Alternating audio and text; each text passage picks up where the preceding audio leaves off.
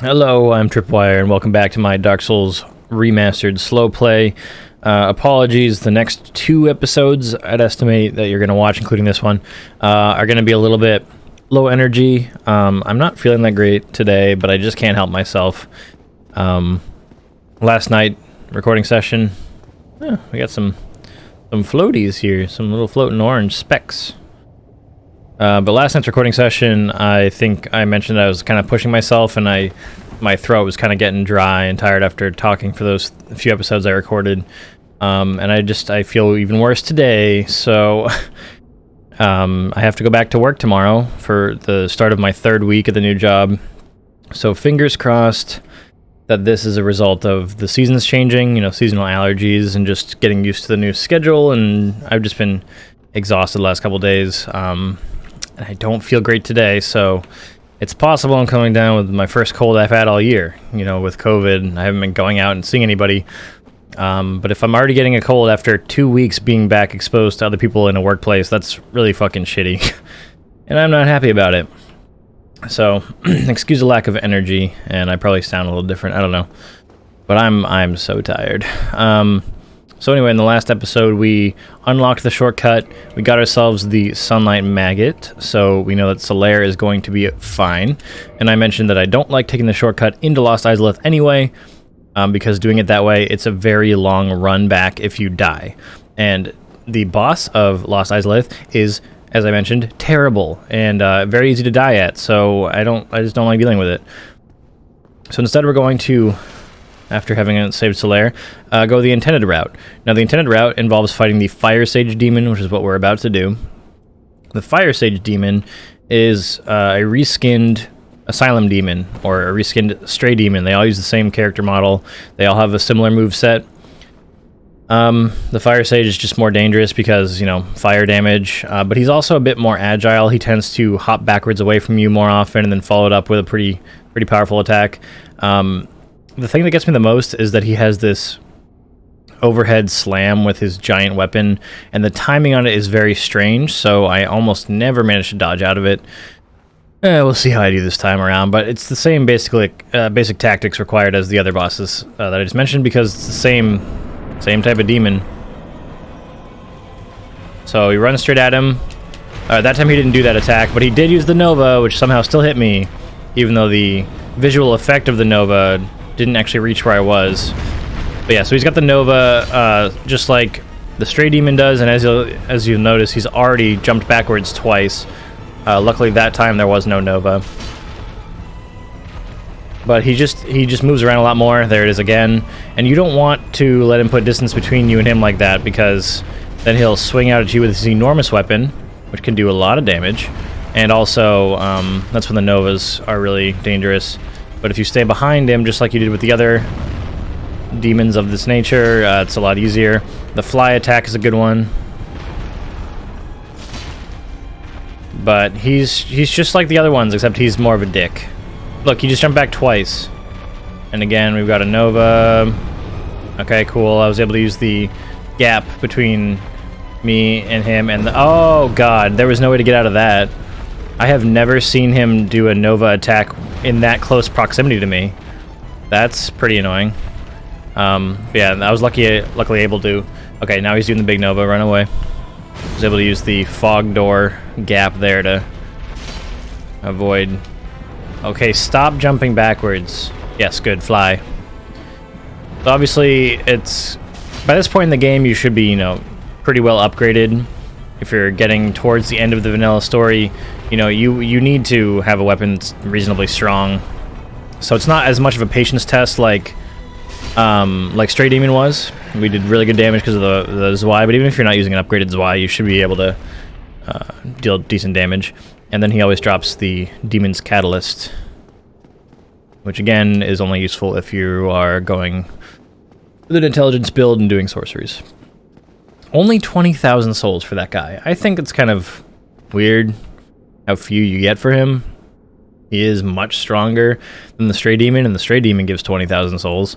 And like Sif is not a hard fight, but he gives 40,000. I don't know. It just seems weird. So immediately back through here, you'll get aggroed by a couple more of these guys. But first things first, we're going to go down the stairs and grab our next bonfire. And if you look down the slope, immediately you'll notice another fog door, which, yes, leads to another boss encounter. And that boss is the one that I pointed out clinging to the side earlier. The centipede demon is that boss. And that is going to be the next thing we do, but first I'm going to go up here and unlock a shortcut, which a lot of people might not know about. I mean, if you've never played, you definitely don't know about it, but even if you have played, you might have missed it. So again, you're going to keep dealing with these guys. As long as you attack them first, they're not going to pose a problem to you. And there's a cluster of 3 of them right at the end here that don't aggro until you're very close. So just go ahead and take them out and claim your prize. Nice. And then right up here is... Get out of my way! The activator for the shortcut. It's a little elevator. And it's this very cool platform, actually. Right here. And it may look familiar to you because it is the... It becomes the shortcut back to the Daughters of Chaos bonfire. So, again, I just have to point out how amazing the map design is in this game, and how the shortcuts often make you go, oh, that's where I was. We were directly below here. Let's go ahead and level up our endurance, and we'll head back down. I'm also going to consume 1 humanity. We don't have too many left because we had to sacrifice 30 humanity to unlock the shortcut, remember, but I do want 1 humanity because the centipede demon is another fight where you can summon Solaire. And, you know, distractions are distractions, and it's yet another fight you can actually get through the fog before he's finished being summoned, so this boss will not be getting the hit points increase, which is nice. So we're gonna wreck back down. These guys won't aggro if I just walked the other way, but I like to kill them anyway, just for fun. And I'm really hoping I'm not getting sick already. Okay. I hit the rock wall above me. That's fine. Just like obviously it was very stressful not working and not earning an income and being uncertain about my future and blah blah blah. But it was really, really nice not being exposed to crowds of people or other people's germs for like 7 months straight. It was really nice not getting a cold at all this year. And if I've gotten one this quickly, that just makes me mad. Like, that's bad luck. That's irritating. And like, my company takes exceptional precautions to stay safe. Like, no exaggeration. I'm quite happy with what they do in order to be preventative. And it just sucks if I already got a cold. And then it sucks double because it's impossible not to think about the fact that, oh, if I already got a cold, what's to say I wouldn't catch COVID from a coworker, you know? Alrighty. So there's a soul item there below the root. Then we just gotta carefully drop back down onto the root as we did in the other room. And there is Solaire's summon sign. Doesn't appear until you're a little bit closer to it, but what we can do is summon. Okay, it canceled it because I didn't give it enough time. Summon, and there we go. And then sprint to the door. Now, this boss sucks. It's a really bad boss. Pretty much everything from this point forward until we have defeated the boss of the Lost Izalith, this entire area just kind of blows. The demon runes are cool, but once you get to this point, everything kind of starts to suck.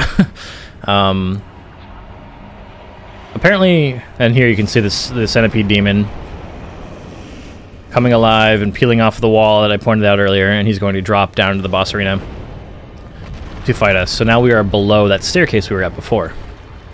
But apparently the creative director, Miyazaki, said that he wished he could have spent more time on the Duke's Archives, but the Duke's Archives is actually a pretty sweet area, and it's a pretty complete feeling. Lost Izalith, on the other hand, is dog shit. And this is the main path, so the main boss preventing us from getting to Lost Izalith, so that'll be the next area after this guy is defeated. So he's going to do this lunging punch thing a bunch. But that's the worst part, is he doesn't leave his arm there for very long. So it's really hard to get damage on it because you just retracts it immediately. Again, I missed. Alright, now he's gonna jump at us. Alright. So, Centipede Demon is interesting. I can't believe that fucking missed. Holy crap, that was close.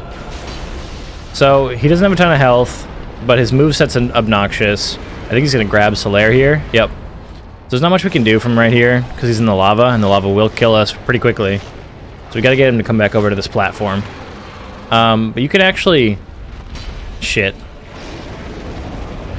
Oh, he missed. Okay. Oh, God. Somehow the camera, like, brought me into the lava when I lunged. Owie. I don't... Did I just actually get chunked that much, or did he interrupt my heal? Okay, that time I dodged it, and then the fireball hit me. I haven't seen that attack in ages. But anyway, you can actually cut off Centipede's tail or right arm, and it becomes its own creature that you can kill for a drop. But if you just kill him, you get the drop anyway. It's the orange charred ring. Very important item. Thanks, Solaire. Thanks for your distractions. So, the orange charred ring is the only thing that is going to let you get into Lost Izalith the normal way.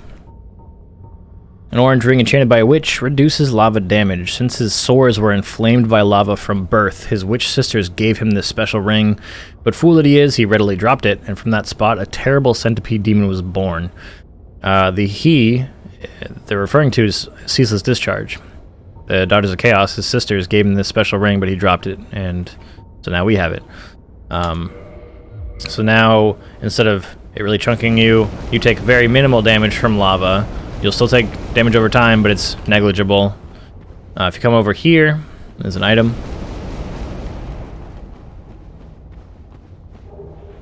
More green shards. And that over there, that I'm looking at over there, that door, that archway, that's a dead end. We are actually able to look down from above and see that before. That's a dead end, but we want to go over there into the little cave entrance. So again, you're not going to be able to make it into Lost Izalith without this ring. The damage you suffer without the ring on from the lava is really, really a lot, and it hits. You can hear the sound. You can hear how often it hits you, like how quickly the ticks are. And here we find our buddy Solaire. Now, if you haven't killed the Sunlight Maggot in that underground shortcut, then you don't want to advance into Lost Izalith, because if you talk to him here... Why, after all this searching, I still cannot find it. If you talk to him here, and then you move into the next section, his questline is going to progress, and he's going to move on. The thing is that when he moves on, his fate will be decided based on whether or not you killed the Sunlight Maggot. So, either the Sunlight Maggot will take over his brain and make him go insane, or it won't. And this is like the final chance you have to save him if you haven't done so already. We are all good, though, as you know. I'm just going to go ahead and... What? Alright, it doesn't say anything else. I'm just going to go ahead and go in here, into the entrance to Lost Izalith. So as you can see already, we still need the ring on. And I believe I showed you earlier in the recordings that you could look down to this area and see these creatures. And these are just the, like, haunches, the butt, basically they're called dinosaur butts, of the undead dragon, basically. And there's just a shit ton of them. Alright, so the Lost Izalith thing popped up. Now let me just see if I was correct about this. If I reload it, Solaire should have moved on. Also, I apologize, I was in Duke's Archives and I killed the Crystal Golem and I was like, where's the thing? I think that I just confused myself or forgot, but after you kill the Hydra, you're supposed to go into the back corner after reloading the game and free an NPC named Dusk from a Golden Golem. And I didn't do that, so... Alright, so as you can see, Solaire is now gone, and we will be able to find him down in that underground passage. Now, the problem with this area, like some of the other areas, is that you can't warp to any of these bonfires, except for the Daughter of Chaos bonfire. So that's the only saving grace here, because like if we hadn't unlocked the shortcut that leads down underneath the Demon Ruins from the Daughters of Chaos bonfire, I would actually run back and talk to Solaire to advance this questline again right now, because otherwise it would just be an even longer run back in the future. I'd have to do it later.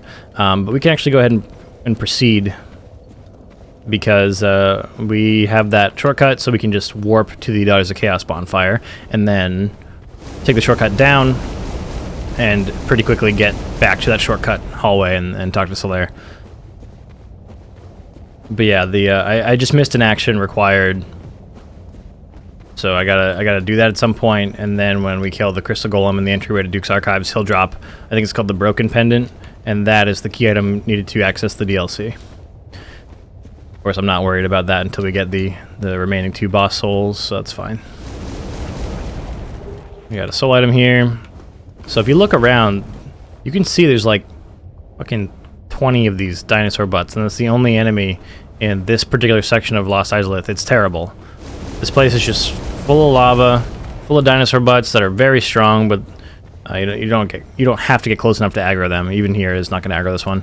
But like, you're not going to fight any of them. It's terrible. But anyway, follow the roots. It's going to lead you to this path. Silver Brave Warrior. And if you look up, we got some more of these enemies. And there's actually a difference. You can tell visually which ones are alive and which ones aren't. Like, obviously that one's alive because it aggroed, but if you look, this one is darker, looks more like stone. This one's lighter colored, and that's how you can tell it's alive and will attack you, whereas the other ones are still moving. You can still see it has an idle animation, but it's just stone. It's just a decoration. But yes, some of them will be alive. And before you go too far, take a right on the inside of this little structure here, and we've got a chest, and it will find the soul of a great hero, which actually you can redeem for 20,000 souls. You definitely want that. And that room right here being a thing, this not being like a solid wall blocking your way, but something is actually in there, that's a hint for the next one we come across. So head down here. Around the corner, I believe we'll aggro a second one. Yeah, right here. This one's alive. You can see because it's lighter. And then again, follow the roots. Follow the roots. If you want, you can come up here. I believe all we stand to gain from coming up here is a twin humanity. We'll grab it anyway. The best way to deal with these is to shoot them from up here with a bow. They can't hurt you if you're up this high. And these things have friendly fire turned on, unlike most enemies, so if you aggro a bunch, their attacks will be hurting each other. There's a couple items over there. I think they're divine blessings or something. You don't need them, but if you want to pick up every item in the game, you know, more power to you. Alright, yeah, so twin humanities. And from here you can actually see where you access the upper part of Lost Izalith properly. That under there blocks the view of the like the tip of that big old root, and you walk up the side there and into that structure beyond.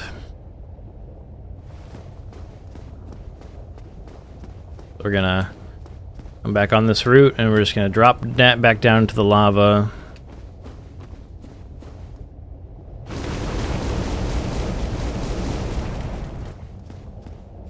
You stuck there, bud?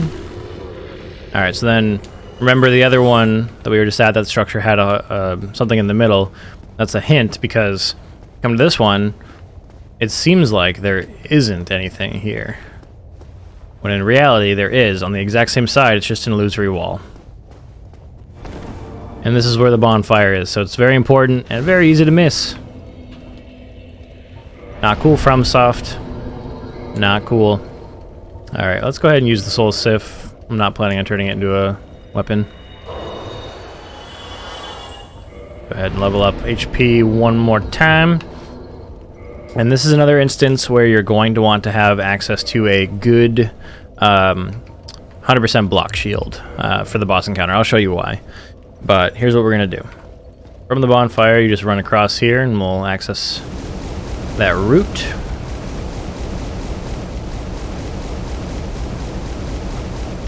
Alright. Now that we are on this route, we can swap out our ring if we want to.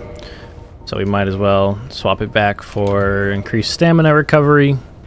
You're going to encounter a shit ton more of those like stone dragon statue things. Because I'm in human form, I'm going to have to deal with an invasion, which is kind of unfortunate because of the positioning. Because we'll be being attacked by a non-respawning sorcerer or sorceress when it spawns in, so I'm gonna have to deal with both of them. I'll just have to kill the sorcerers really quickly with this Y-hander. That should not be difficult. Again, see if you can spot the difference. This one's gonna spawn and sneak up on me, but spot the difference between the ones that are living and will attack you and the one that here that's not. Like, they look very different. When you first start playing, you're just gonna be paranoid that every single one of these is gonna come to life and attack you, and that's totally valid. When you're nervously playing through a game like this for the first time, you're not taking the time to carefully look and see which ones are lighter and which ones are darker. That one, I don't know why it's breathing fire all the way over there. Oh, I think it's because it got stuck on that root, so it breathed fire to destroy it. But yeah, look at this area. We went from copy and pasted dinosaur butts to copy and pasted statues. It's just not a good area. It's easily the most unfinished area in the entire game, and it's not good. It has good story significance. You know, Lost Izalith is where the Witch of Izalith from the opening cutscene, obviously it gets her name. There's an item up there, item back around this corner here. She inherited one of the souls that they found, and she actually tried to replicate the first flame with pyromancy so that they could keep the fire lit for longer, extend the Age of Fire. It was unsuccessful, and it caused lots of problems, and that resulted in the boss we're going to encounter here, the Bed of Chaos. It's just this burning, writhing monstrosity that I think is what's left of the Witch of Izalith, if I'm not mistaken. So at the top of these stairs, that's the Pyromancer, I guess, not Sorceress. But you want to take her out quickly if you're in human form. Pancaking her should do just nicely. Boom. Alright, so now Kirk is going to invade us right here. You position yourself while they're being summoned in, you can get backstab right at the beginning of the fight. And he's dead because this Y-Hander's damage is ridiculous. So, we got his souls. We got the Izalith Catalyst from the Pyromancer. We now have a lot of souls, so we're risking a lot if we die to the Bed of Chaos, but, you know. Another one of these things, I believe they're called Chaos Eaters, right after the side here. Ow. I have actually not been hit by one of these guys in ages. That was silly. Pyromancy Chaos Fire Whip. Pretty cool.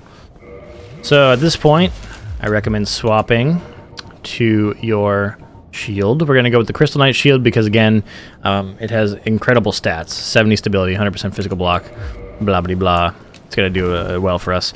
So, at first, we don't need it. But we are definitely going to need it. I mean, you can do it without blocking, but this is the way I like to handle it. And I will show you why. So, Boss Fog here for the Bed of Chaos. I'm sorry, I also meant to show you where the normal route connects to the Izalith shortcut. It was just around the corner. If I'd explored a little bit further, you would have seen it. We were right below it, I believe. Alright, so you have to slide on down here. And into the boss arena. And the boss, the Bed of Chaos, is straight ahead of us, and it will awaken. That is the Bed of Chaos. It's ridiculous. And you'll notice that it's got two glowing roots coming out of the side with these like fiery effects and a bubble. It's supposed to indicate to you that, hey, this is important. And then it's got a glowing thing underneath it, the actual Bed of Chaos underneath. And the way this fight works is that you have to destroy each of the glowing roots, and that'll push you into the next phase of the fight. When both of them are destroyed, then you can gain access to the underneath part. And the reason this fight sucks is because it's super easy to die, because as you progress the fight, the floor will start to crumble away in some places, and the enormous wood hands of this creature will just push you right into the hole, and you'll die instantly. And it's shit. So first things first, let's go to the left here. sticking close to the wall so that it can't reach us with its attacks. We don't gotta worry about them for right now. Okay. Once you get out into the open, though, it will do an attack. It will do an attack. There we go. See, it'll just like swipe at you. So make sure you bait an attack and then sprint forward. Because what we want to do is get access to this glowing root and destroy it. Gotta play a cutscene indicating, hey, we destroyed that root. But now it's stronger, basically. You get the idea. And then, this is the easy way to do it. You don't have to do it this way because remember, from this point on, you're going to risk death much more easily now because as you run, parts of the floor will start crumbling away. Instead of doing any of that shit, make this easiest as possible because it is the most bullshit boss in the game. It's not good. It's not fun. Save, quit, and reload the game. This will place you back outside of the boss fog gate, but we still keep our progress because destroying the roots on the other side is actually a checkpoint mechanic for this boss. They knew that this boss fight was, knew that they ran out of time and it's terrible, and so they made it so that each of those is a checkpoint. So what we're going to do is we're going to drop back down, and we're going to go for the right side. This side will be more dangerous. So take out your shield. As you run, you'll notice the floor will start to crumble, and so you need to block when it does this swipe so that it doesn't push you into the abyss. Be very, very careful. It's very easy to get... Yeah, so hug that giant root. Same thing as the other side until you get to the root here. Kill this one. And now we are in phase 3, the final phase.